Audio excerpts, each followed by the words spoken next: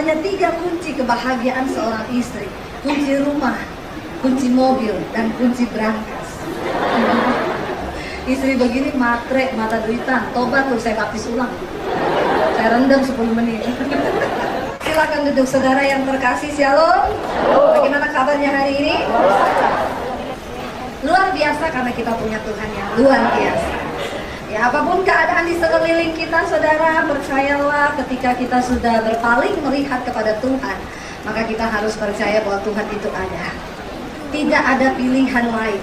Engkau sudah memilih percaya kepada Kristus hari ini, engkau harus hanya percaya bahwa Yesus itu sungguh-sungguh ada. Kalau saudara yakin akan firman Tuhan, cepat ngomong amin. Amin. Jadi saya tidak usah tanya mana amin.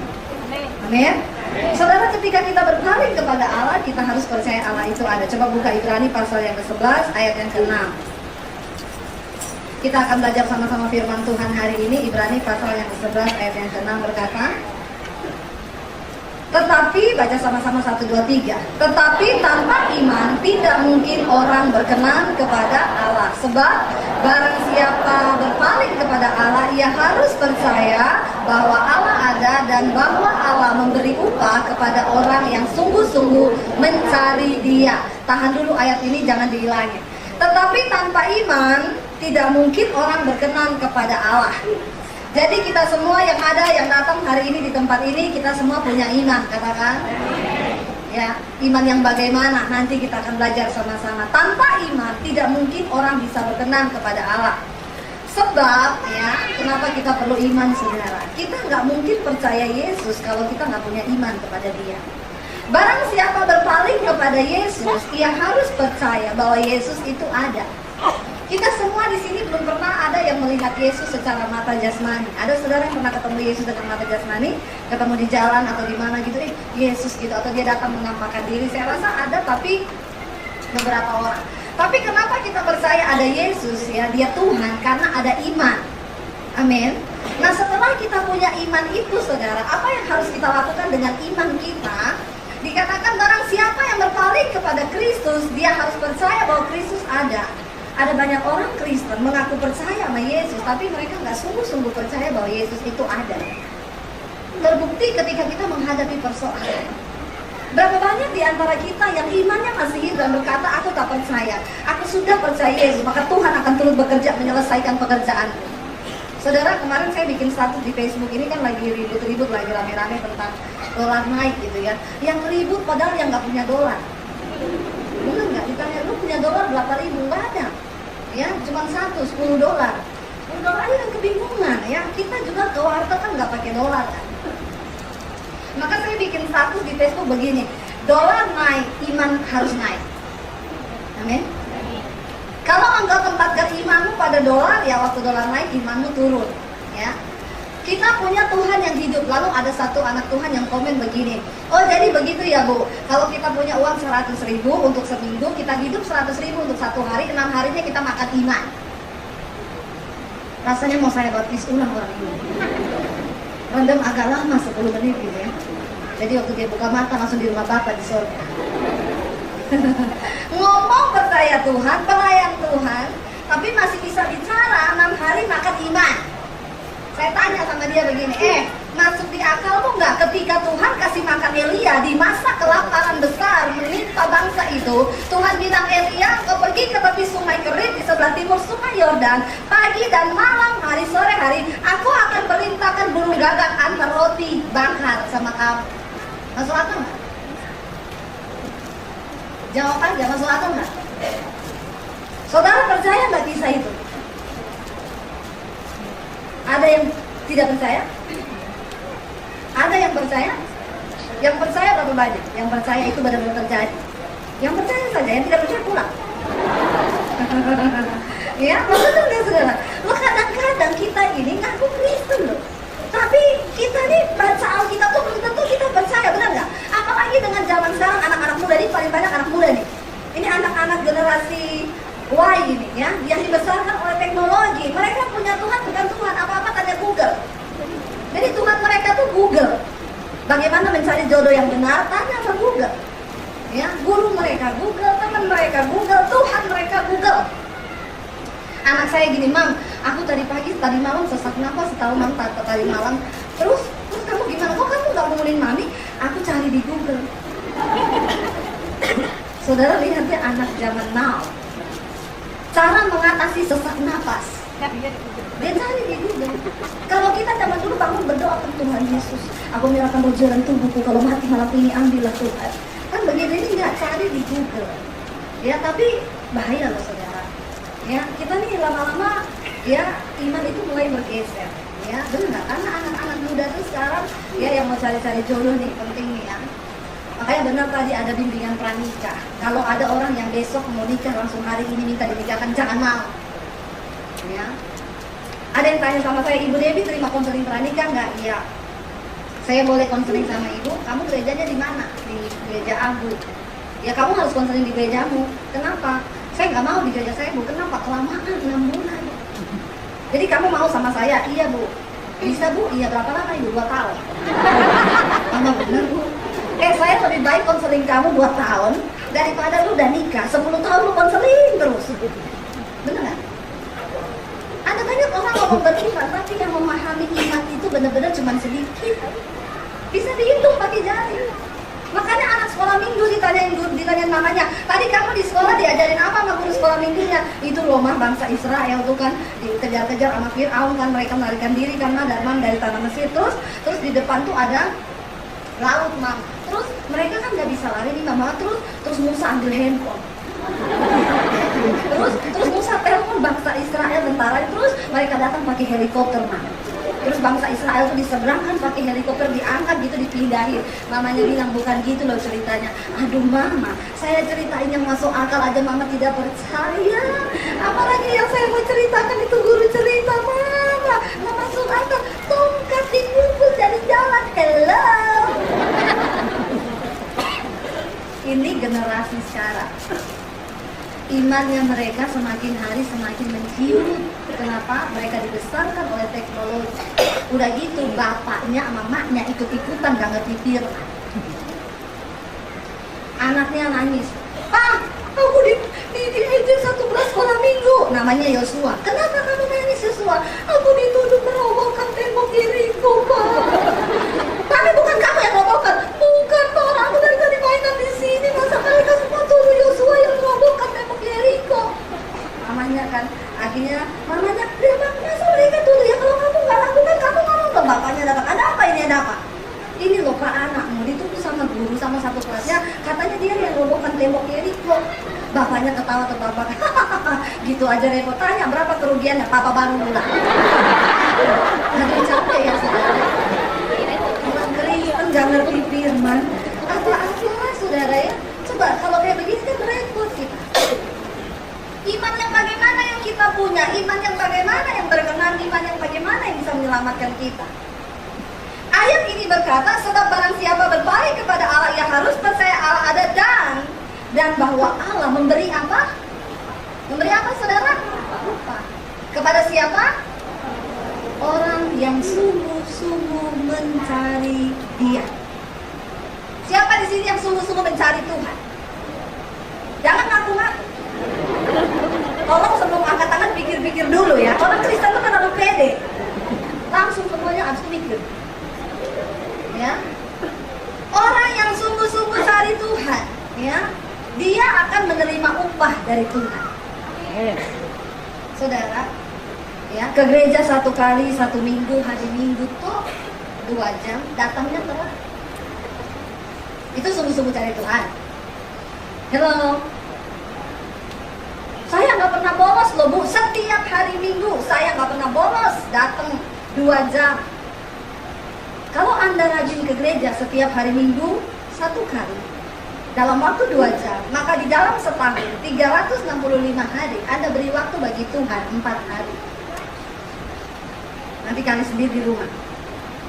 Kalau Anda rajin ke gereja setiap hari Minggu 2 jam, tidak pernah bolos, nggak telat, nggak pulang duluan, 2 jam persis penuh, maka dalam setahun ada 365 hari. Kalau dikalikan itu, Anda beri waktu bagi Tuhan 365 hari, itu cuma 4 hari. Kalau nggak pernah bolos, hari Minggu. Halo, kira-kira imanmu tumbuh nggak? 361 harinya Anda kemana? Makanya saudara, kalau gereja bikin ibadah tengah minggu, gereja bikin ibadah apa, datang. Amin. Benar nggak? Karena iman kita tuh nggak pernah cukup kalau cuma hari minggu. Ada dunia di sana yang mencemari kita, saudara. Kita keluar dari gereja, ada kadang udah nggak kudus lagi, benar nggak? Waktu di gereja kan kudus semua. Ada yang merokok nih, kudus semua. Haleluya. Tidak usah angkat tangan yang merokok. Saya tahu kepala-kepala saudara ada asap. Anda tidak usah angkat tangan, saya tahu muka-muka yang masih merokok. Lalu pakai nanya lagi, emang nggak boleh merokok Bu Pendeta? Di mana ayatnya? Di dus rokok baca. Ada tulisannya dilarang merokok di dus rokok. Ya bayangkan betapa akal budi kita tidak jalan. Saudara, iman yang bagaimana? Orang yang mencari Tuhan sungguh-sungguh, dia akan dapat upah. Upahnya apa Bu? Di sorga. Lama banget. Bukan cuma di sorga, di bumi dan di sorga. Yesus bilang apa? Datanglah kerajaanmu, jadilah kehendakmu di bumi dan di... Kalau cuma upah di sorga, kelamaan saudara. Tuhan mau kita yang sungguh-sungguh cari Dia, kita menerima upah di bumi dan di sorga. Makanya ada orang bilang gini, saya tuh bingung ya, lihat orang tuh kalau bersaksi enak banget sih. Pengen ini didengar Tuhan, pengen beli mobil dijawab Tuhan, pengen beli rumah dijawab Tuhan, pengen itu upah. Untuk mengalami kasih Tuhan tidak ada syaratnya. Anda bikin dosa, datang minta ampun, Tuhan kasih diampun. Tapi untuk mengalami janji Tuhan, maaf, ada syaratnya. Amin. Ada syaratnya. Ya, coba buka Ibrani pasal 10 ayat yang ke-35 ya. Ibrani 10 ayat 35. Kita lihat apa janji Tuhan, saudara. Apa yang Tuhan katakan? Bagaimana kau bisa dapat upahnya, ya? Baca sama-sama. Sebab itu janganlah kamu melepaskan kepercayaanmu, karena besar upah. Sekali lagi ada kata upah, besar upah yang menantinya. Jangan lepaskan kepercayaanmu. Tapi Bu, saya ini kan berdoa buat jodoh Bu, saya udah kepala 3 Bu, ya. Karena kata orang di bawah kepala 3 itu, di bawah 30-an jodoh di tangan Tuhan, di atas 30-an Tuhan lepas tangan. Enggak ya saudara, yang belum menikah berapa banyak? Angkat tangan. Jombloers, ini kepada nggak mau angkat tangan. Saya mau doain supaya Anda dapat yang terbaik. Yang belum menikah angkat tangan. Wih, saya mau bilang berbahagialah buat yang jomblo. Karena lebih baik jomblo tapi happy daripada udah terlanjur nikah terus tidak happy. Tenang, saya ada di pihak saudara. Gak usah malu angkat tangan, ya. Anda masih punya waktu untuk memilih. Kalau orang salah masak nasi, menyesalnya 1 hari. Salah pilih jodoh, nyesel seumur hidup. Kecuali bayar harganya mahal, Tuhan sanggup memberikan. Kan enak kita kalau udah masuk dalam pernikahan sama-sama. Tapi tolong ya, cari yang lawan jenis. Yang lawan jenis, ya. Jangan ada yang berkata, kan yang penting seiman Bu, jenis kelamin nomor 2. Awas ya, orang homo tidak dapat bagian dalam kerajaan sorga. Banci tidak mendapat tempat. Amin. Karena apa saudara? Kalau orang meninggal laki-laki sebutannya kan almarhum, perempuan tuh almarhumah. Mereka bingung, kalau biasanya kata almonium. Gak bisa disebut apa-apa kata masuk surga. Bisa dibikinin lemari saudara. Almonium ya. Jangan coba-coba jadi bencong, jadi homo, jadi lesbi. Awas loh, tolak dalam nama Yesus. Ada yang gak nikah-nikah tuh karena ya itu dapatnya sejenis Bu. Awas ya, gak boleh ada di sini. Sampai di mana tadi? Iya, yang jomblo ini. Kalau mau cari jodoh, berdoa ya. Pakai mata iman. Jangan bilang cinta itu buta ya. Waktu jatuh cinta melek, buka mata lebar-lebar. Biar engkau tidak salah memilih. Amin. Tapi perempuan-perempuan sekarang berkata begini, iya, hanya 3 kunci kebahagiaan seorang istri. Kunci rumah, kunci mobil, dan kunci brankas. Istri begini matre, mata duitan. Tobat tuh, saya baptis ulang. Saya rendam 10 menit. Jangan ya. Jadi yang belum menikah di sini, tolong ya, saya berdoa ya. Baca Alkitab, ngerti dulu apa arti pernikahan. Jangan sampai udah nikah terus konseling terus bikin repot pendeta. Ingat loh, nyesel seumur hidup. lebih baik lama. Dulu saya waktu pertama bertobat, saya bilang Tuhan, saya nggak mau nikah. Saya sama Tuhan sudah cukup, saya hanya mau melayani Tuhan. Tapi Tuhan tahu saya terlalu cantik untuk tidak menikah. Masalah buat lo. Iya nggak? Nggak ngakuin loh saya cantik. Awas lo ya. Lalu saya mulai berdoa waktu itu, Tuhan, temukan saya dengan jodoh. Pertemukan dengan tulang rusuk. Karena kalau masuk tulang paha atau tulang kaki sakit. Ya tulang rusuk tuh harus ketemu tulang rusuk, amin. Lalu saya mulai berdoa, ya. Saya pelayanan ke Kendari, saya pelayanan kemana-mana. Yang naksir banyak orang cantik, masa gak ada yang naksir. Tapi saya selalu ngomong gini, berdoa. Kalau memang kita jodoh, pasti kita ketemu. Masa nggak pacaran, nggak usah. Buang waktu, buang pulsa, buang pikiran. Jadilah sesuai iman. Saya percaya Tuhan pasti sediakan yang terbaik. Jadi waktu saya ketemu Tuhan, ya semua udah dengar kesaksian saya dari Muslim, bapak saya haji, saya terima Yesus tahun 95, dari hidup yang hancur, babak belur segala macam, sampai saya mau bunuh diri waktu itu, lalu Tuhan selamatkan saya.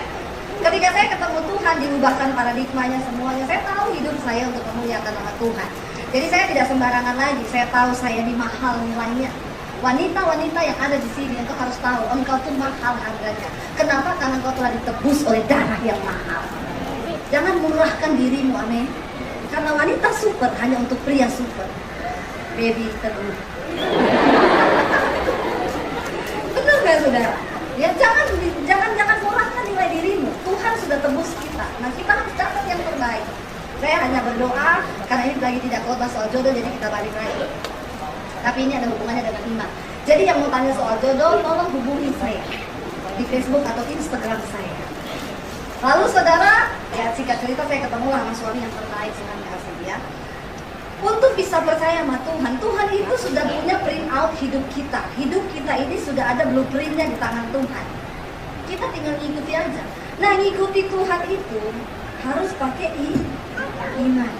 Zaman dulu saudara, nabi-nabi zaman dulu, Abraham, Elia, mereka tuh hidup ikuti tuntunan Tuhan. Coba saudara baca. Elia, Tuhan bilang, Elia, engkau pergi ya, pergi ketemu sama Raja Ahab.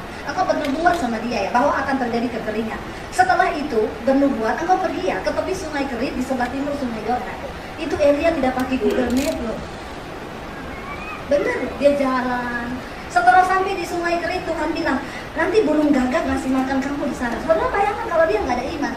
Apa benar ya ampun burung gagak? Nggak salah Tuhan. Bagaimana caranya burung gagak itu kirim roti setiap malam, setiap pagi dan petang? Pertanyaannya, itu roti dari mana coba? Burung gagak dapat rotinya dari mana? Nggak usah tanya, itu melampaui akal pikiranmu, nanti bisa jadi gila. Ngalir aja dengan Tuhan, nggak usah mikir dari mana. Saya itu saudara dulu kalau ada masalah, saya berdoa sama Tuhan. Ya nangis saya sama Tuhan, makanya anak saya itu udah hafal. Kalau saya lagi doa di kamar, dia masuk, saya lagi nangis.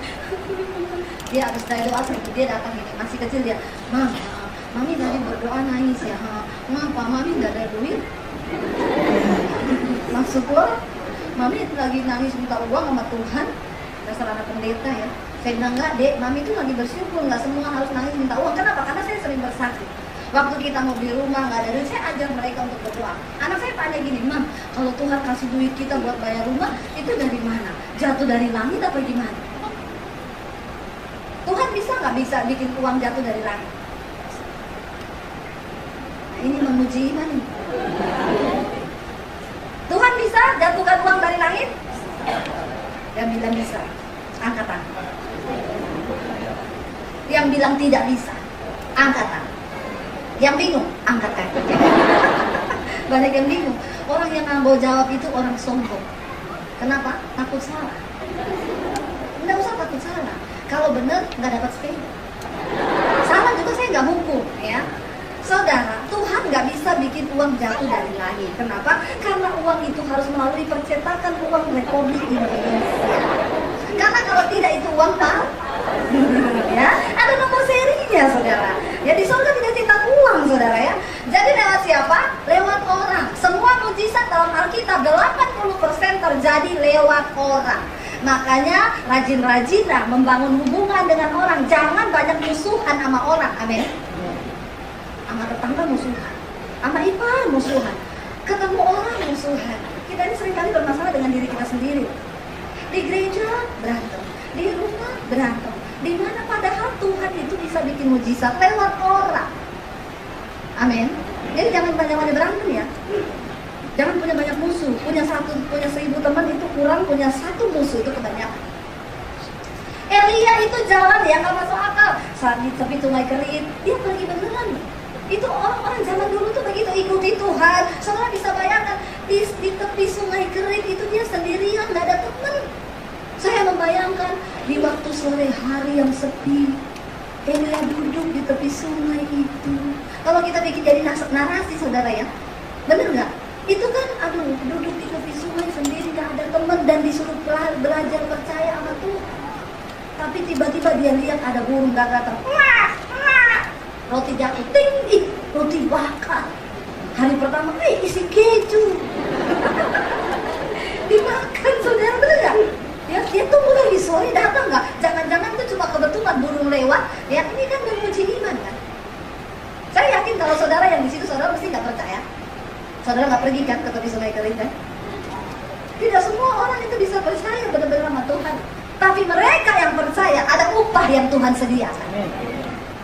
Dia tunggu lagi malam kan? Wah, burung tik jatuh. Nih, selain menas, dimakan aja sama dia. Ya besok isi daging. Tuhan itu sanggup. Jangan batasi dia dengan cara berpikir kita. Amin. Kenapa seringkali kita nggak pernah bisa lihat mujizat? Karena kita batasi Tuhan dengan cara berpikir kita. Kita batasi cara kerja Tuhan dengan logika kita. Padahal kan otak manusia itu kecil kan. Udah kecil terbagi 2 kan. Bayangkan otak kanan dan otak kiri. Ya. Itu kalau nggak ada kelainan. Kalau otaknya agak kebentur dikit, udah rusak saudara. Jadi tidak usah coba memikirkan caranya Tuhan bekerja. Kita ngikut aja. Elia tuh ngikut kemana Tuhan? Ke tepi sungai Kerit. Abis itu dia sudah di situ, dia lihat Tuhan bilang, Elia, sungai itu akan kering. Aduh, padahal kan dia minum dari sungai itu. Terus sungai kering, terus aku bagaimana Tuhan? Tuhan bilang, berjalan menuju ke arah Sarfat. Terus di sana engkau akan menemui seorang janda miskin.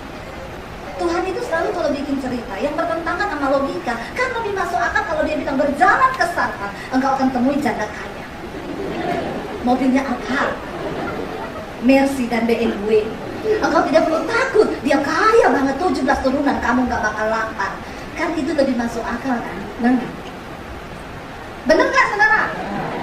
Pada gak percaya wajahnya. Dengan cerita saya aja pada gak percaya. Bagaimana suruh percaya sama Tuhan saudara ya? Dia jangan, kalau saya gini, Tuhan, Boyo pergi ketemu janda kaya, ngapain ketemu janda miskin? Betul sampai di sana, dia minta maaf, dia tanya, apa yang ada padamu? Dia bilang tinggal segenggam tepung dan minyak sedikit. Aku bikin roti, habis itu aku mati sama anakku. Ngeres nggak saudara? Kalau saya jadi Elia, Tuhan ini salah loh. Ya Allah, ya Robi, udah masa kelaparan, ketemunya janda miskin, dia mau bikin roti 1, dia habis makan sama anaknya, dia mati, lah terus aku piye? Tapi di sini dibutuhkan iman. Elia tahu siapa Allah yang dia percaya. Barang siapa berpaling kepada Allah, engkau harus percaya bahwa Allah itu ada dan dia sanggup memberi upah. Elia bilang sama dia, kamu bikin dulu 1 untuk aku. Lalu ambil tempayan, ya siapin sebanyak mungkin yang kamu dapat. Ketemu ini janda juga. Saudara saya yakin Tuhan kirim Elia datang ke janda ini karena janda ini juga orang beriman. Dia dengar aja tuh Elia ngomong, kamu pergi, pinjam tempayan, ambil sebanyak mungkin, tetangga-tetanggamu pinjemin semua. Nanti minyakmu tuh gak akan habis-habis, terus ada dalam tempayanmu sebanyak yang engkau beri, yang engkau taruh di situ. Dia lakukan aja loh. Dia pergi cari ya. Coba kalau jemaat itu, apa yang ada padamu? Saya tinggal punya beras Bu 1 liter. Habis ini saya masak telur dadar sama telur 1 biji. Saya makan sama anak saya bikin bubur, habis itu kita mati. Terus saya bilang, bikin lu buat saya. Enak aja lu. Saya aja di sini mati, lu dulu aja dikasih. Itu jemaat di sini, bukan di sana. Bukan di sini. Jemaat di sana. Ya, sengaja, maksudnya sengaja. Benar nggak kalau jemaat zaman sekarang itu disuruh pendeta gitu coba? ini pendeta memang rakus mata duitan ya. Orang tinggal itu disuruh menyediakan buat dia, susah kalau iman kita nggak nyampe. Saya berdoa setelah dengar firman ini, imanmu nyampe. Seringkali Tuhan akan mencobai kita, saudara. Uang kita tinggal itu, Tuhan bilang, pergi kasih sama orang itu semua. Berani nggak? Halo? Saya tanya, berani nggak? Nah ini kita uji. Tuhan memberi upah. Saya ingat, saudara, saya ulang lagi nggak apa-apa ya. Saya kan udah bersaksi dulu di sini bagaimana Tuhan melunasi utang rumah saya 400 juta. Saya udah nggak bisa bayar. Sisanya masih 400 juta. Sebulan saya cicil 12 juta. Lalu Tuhan membawa saya, Tuhan bilang kamu sekarang pelayanan, ya terima. Gereja manapun yang minta terima, gak usah pilih-pilih pelayanan. Lalu saya terima. Tuhan bilang hidup dipimpin oleh iman. Saya bilang, Tuhan saya punya cicilan banyak loh, rumah tuh 12 juta, belum mobil, belum ini. Ya Tuhan bilang melangkah dengan iman. Akhirnya saya terima, bener terjadi. Bayar 6 juta aja saya nggak bisa. Masa kekeringan. Di sini dituntut iman. Tuhan bilang begini, banyak orang mengaku percaya padaku, tapi hanya sedikit yang benar-benar berani percaya. Orang yang mencari Tuhan, dia berani percaya pada Tuhan. Percaya dan berani percaya itu berbeda. Saudara percaya sama sustermu, sama pembantumu percaya. Tapi coba saudara titip sama dia semua berlian dan emas-emas saudara. Berani nggak? Nggak berani kan? Berarti Anda kurang berani percaya. Itu namanya Anda tidak mempercayai dia. Sekalipun Anda bilang Anda percaya dia, tapi Anda tidak mempercayai dia. Lalu saya taat sama Tuhan, mau bayar 6 juta nggak bisa. Singkat aja saudara. Pak Hajinya udah marah-marah, mana gue janjinya gini-gini, selalu meleset loh. Sekarang bayar 12 jutanya, cicilnya dikit-dikit gini-gini. Yang penting kan saya bayar Pak. Ya tapi nggak bisa gini, pokoknya bulan depan ibu nggak bisa bayar full lagi 12 juta. Itu rumah saya kembalikan uang ibu ya. Balikin aja rumahnya ke saya, banyak yang mau itu rumah. Haleluya. Di saat-saat itu saudara, saya lagi butuh duit kan buat bayar Pak Haji. Saya terkumpul 2 juta, saya simpan, saya tabung, saya simpan, saya tabung. Tuhan suruh saya berkati orang. Tuhan suruh saya berkati ini. Sampai saya tengking-tengking suara Tuhan. Bener, takut saya. Tapi di situ Tuhan melatih kita untuk belajar percaya. Saya belajar tabur aja, saya belajar tabur aja. Suami saya bilang, saya bukan apa-apa ya, jangan dulu berlebihan orang. Kita ini lagi membutuhkan juga loh. Kamu jangan ngasih-ngasih orang. Saya tahu dia mau memberkati, saya bilang, saya itu Tuhan yang suruh. Bukan saya juga sebenarnya nggak mau, tapi itu Tuhan suruh. Lalu, wah udah masa-masa pajak ini suruh nabung terus saudara. Saya sampai bingung, tapi sudah percaya nggak? Tuhan itu kalau mau memberkati kita, sistemnya itu begini. Hari ini kita dikasih 1 roti nih ya, dikasih kita.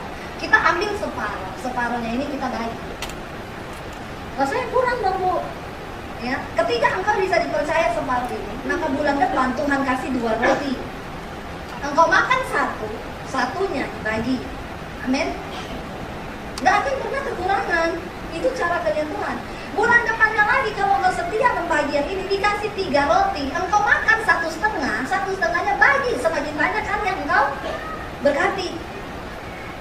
Tapi datang 1 roti engkau makan, udah kan? Bulan depan 1 lagi, malah bisa separuh. Percaya sama saya ini udah ngalamin. Saya punya tabungan di surga miliaran saudara. Jadi saya butuh apa tinggal ngomong. Tuhan bilang sama malaikat, lihat depositnya Debbie Basir ada berapa di surga. Loh bener, waktu saya butuh uang 400 juta buat bayar rumah, nggak 12 juta sebulan, enggak. Tuhan lunasi, dia tanya sama malaikat, ada berapa uangnya Debbie Basir di sini? Ada Tuhan berapa? 10 M. Dia butuh berapa? 400 juta. Ya udah cairkan, cair. Jatuh dari langit, enggak, lewat orang. 400 juta. Nanti kalau saya saksikan kelamaan lagi. Ini udah habis waktu nih ya. Saudara, ketika engkau cari Tuhan, engkau sungguh-sungguh percaya dia. Ya, dia itu dari upah. Saya mau beli mobil, tinggal ngomong, Tuhan uang saya kurang nih 50 juta buat ambil mobil baru. Ada sih, tapi kalau ada 50 juta lebih bagus. Pulang pelayan telepon, halo Bu, saya tidak pernah bersaksi saudara, saya ini mau beli mobil, jadi saya butuh uang DP 50 juta. Kalau saudara tergerak tolong transfer. Nah itu sesat itu. Ya itu curhat dari mimbar itu. Jangan ulang lagi kalau ada pendeta begitu, amin. Saudara, saya nggak pernah ngomong apa-apa, cuma ngomong sama suami, cuma sama suami toh. Kalau kita dapat 50 juta, kita bisa ya Tiba-tiba pulang pelayaran baca ada inbox, Bu, minta nomor rekening bisa? Saya tanya, ini siapa ya? Ibu tidak kenal saya. Lucunya Tuhan tuh berkati kita lewat orang yang kita kenal. Makanya gak usah curhat-curhat, mujizat itu gak usah direkayasa. Waktu kau percaya sama Tuhan, cari dia, ada upah. Gak usah mikir, yang bisa tolong saya siapa ya? Jangan-jangan om saya, jangan-jangan ini. Gak usah. Elia itu gak pernah mikir, disuruh pergi ke janda miskin, bukan janda kaya, dia jalan aja. Saudara, akhirnya saya tanya, maaf, kenapa Anda minta nomor rekening saya? Ibu, tadi saya lagi ibadah di gereja saya. Saya tahu ibu karena dulu berapa tahun lalu ibu pernah isi di gereja kami. Saya jemaat di gereja itu. Nah tadi siang, tadi sore saya lagi ibadah di gereja itu. Saya dengar suara Tuhan, saya harus memberkati Bu Devi. Kamu yakin itu suara Tuhan? Yakin Bu, karena itu lagi di gereja, bukan di diskotik. Ya udah, karena dia bilang gitu, ya saya kasihlah nomor rekening saya. Ya, tapi saya nggak mimpi 50 juta, nggak ada sama sekali dalam benak saya. Saya pikir dia menantu 1 juta, biasa begitu ada anak-anak Tuhan yang suka berkati sama Tuhan, ya 1 juta dia transfer. Apa yang nggak pernah kita pikir, tidak timbul dalam hati, disediakan Tuhan. Total jam 10 malam, saya kasihkan nomor rekening jam 10 malam, Bu, tolong dilihat ya, dicek. Semoga itu jawaban doa ibu. Saya nggak pernah berdoa, Tuhan minta uang 50 juta, enggak, cuma ngomong sama suami. Kalau kita ada ketambahan 50 juta, kita bisa nih ambil mobil baru. Saya lihat jam 10 malam, ting, ada transfer masuk 50 juta. Saudara percaya nggak? Tuhan itu ada. Dia tuh nyata, dia hidup. Jangan mau jadi orang Kristen yang tidak pernah mengalami apa-apa selama kau hidup di dunia. Kita nggak cari berkat, kita tidak kejar berkat, tapi itu janji Tuhan. Amin. Coba teruskan ayat yang berikutnya. Saya udah kelebihan waktunya ya. Soalnya tadi siang jam 2 katanya kecepatan. Ini kita kelamaan. Gak apa-apa ya. Sampai jam berapa? Mau sampai jam berapa? Anda puas, saya lemes. Baca sama-sama. Sebab kamu memerlukan apa? Ketekunan. Tekun aja.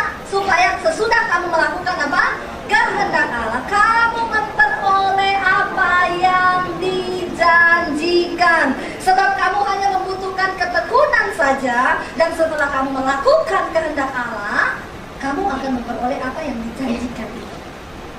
Tekun saja, gak usah banyak tanya. Tekun ikut Tuhan. Taat, baru gajian dapat uang, Tuhan bilang kasih 1 juta untuk saudaramu. Kasih. Kalau engkau tidak pernah menabur benih, jangan pernah mimpi engkau akan mengalami mujizat dalam hal keuangan. Orang kikir tidak masuk surga. Loh, tapi saya butuh, Bu. Siapa sih yang nggak butuh, saudara? Saya juga butuh. Kita ini kalau ngomong butuhnya kita ada batasnya nggak? Enggak. Udah punya baju 10, dapat duit, butuh. Pengen baju 15, bener nggak? Butuh itu kan nggak pernah ada batasnya. Sampai kapan kita tunggu selesai butuh baru kita menabur? Sekarang. Buktikan iman. Orang yang belajar menabur itu tanda bahwa iman itu sempurna. Engkau belajar dalam hal uang, engkau mempercayakan uangmu kepada Tuhan. Kenapa? Karena uang dan Tuhan itu sejajar. Makanya Yesus mensejajarkan dirinya dengan Mammon. Yesus bilang apa? Engkau tidak bisa mengabdi pada dua tuan, pada Allah dan pada Mammon. Kebutuhan manusia yang pertama di dunia ini adalah Tuhan. Yang kedua apa? Yang kedua apa? Uang. Kalau orang nggak kenal Tuhan, nomor 1 kebutuhan di dunia ini apa? Uang. Makanya demi uang orang bunuh orang, demi uang ikatan keluarga bisa putus, benar nggak? Ya, itu terjadi. Jadi hati-hati saudara. Belajarlah hari ini mempercayai Tuhan dalam segala hal. Ketika kau mempercayai Tuhan, apa yang kau dapat? Sebab kamu memerlukan hanya sedikit waktu. Saya ulang para pengguna musik dan singer worship leader. Supaya sesudah kamu melakukan kehendak Allah, kamu memperoleh apa yang dijanjikan Tuhan itu dalam hidup. Saya berdoa kita semua mengalami Tuhan, amin. Jangan mau punya iman yang biasa-biasa saja. Engkau harus mengalami Tuhan di dalam hidup. Ketika engkau mengalami Tuhan, engkau mendapatkan segala sesuatu. Lalu engkau bisa bersaksi betapa besar Tuhan yang engkau sembah itu. Barang siapa berpaling kepada Allah, dia harus percaya bahwa Allah itu ada. Mari bangkit berdiri.